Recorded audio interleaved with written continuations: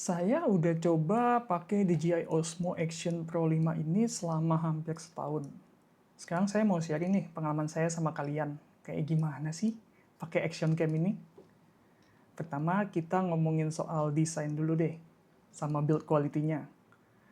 Action cam ini punya dual layar OLED touchscreen dengan layar belakang berukuran 2,5 inci dan layar depannya itu berukuran sekitar 1,46 inci.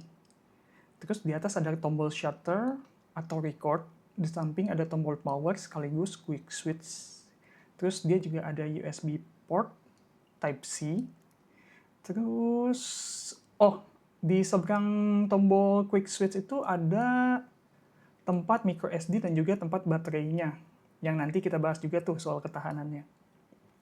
Soal build quality-nya untuk Osmo Action Pro 5 ini solid banget.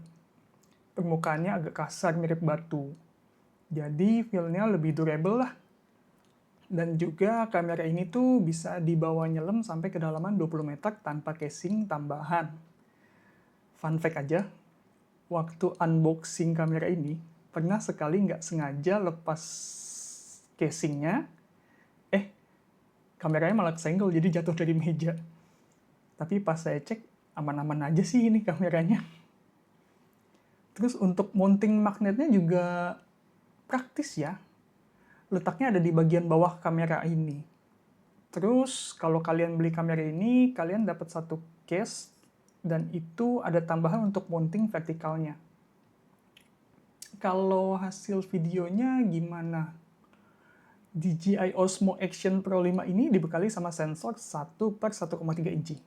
Jadi rekam waktu kondisi low light pun masih sangat bisa diandalkan. Untuk resolusinya sendiri sih, kamera ini bisa buat rekam sampai dengan 4K 120 fps ya. Jadi buat video slow motion bisa bikin yang super smooth lah. Kalau untuk color gradingnya sendiri sih udah cukup enak buat dilihat.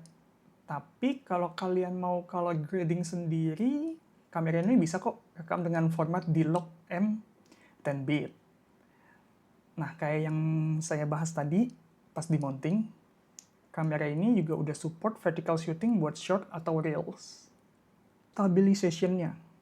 Nah, DJI ini tuh stabilization-nya bukan kaleng-kaleng ya. Di sini ada fitur yang namanya Rocksteady. Namanya juga Rocksteady. Jadi waktu ambil footage, pas naik motor, lari, sepedaan, atau sambil jalan pun masih tetap stabil kayak batu. Kalau menurut kalian Rocksteady itu masih kurang, ada juga Rocksteady Plus. Tapi ya resikonya hasil footage akan jadi lebih kelihatan ke-crop.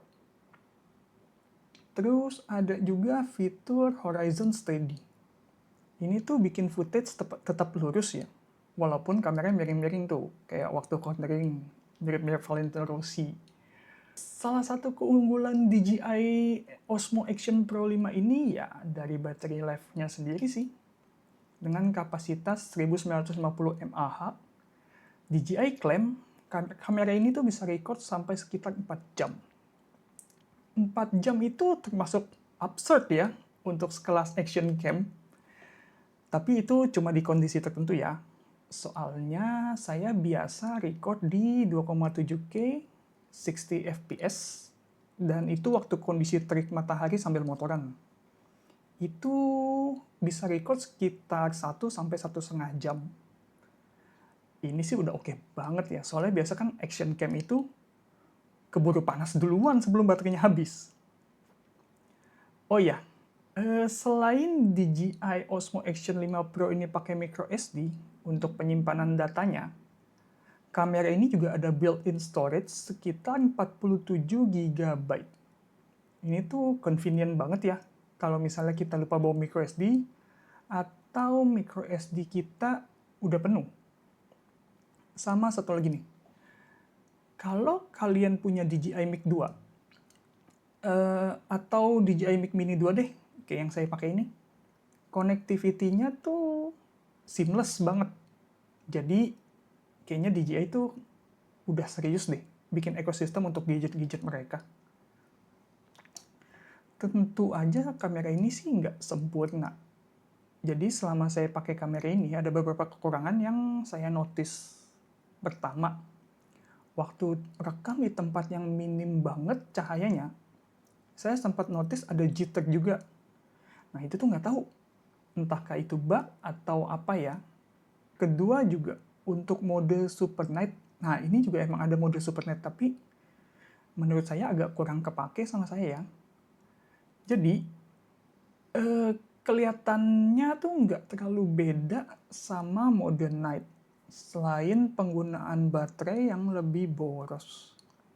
Sama satu lagi nih, kalau kompetitor yaitu bisa di atas 4K, DJI ini tuh cuma mentok di 4K doang untuk recordnya. Jadi apakah DJI Osmo Action Pro 5 ini masih worth it? Kalau kalian pakai buat motovlog, terus traveler atau content creator outdoor sih menurut saya masih worth the money ya. Selain harganya yang biasanya lebih murah dari kompetitornya, dari segi baterai yang lebih awet, terus stabilisasinya juga udah bagus, low LED juga masih bisa dipakai footage-nya. Terus sama ekosistem DJI yang menurut saya sih udah semakin matang juga ya. Gitu aja sih pengalaman saya menggunakan DJI Osmo Action Pro 5 ini. Kalau kalian disuruh pilih antara DJI Osmo Action Pro 5 sama kompetitornya, kalian pilih mana nih? Coba tulis di kolom komentar ya. Bye!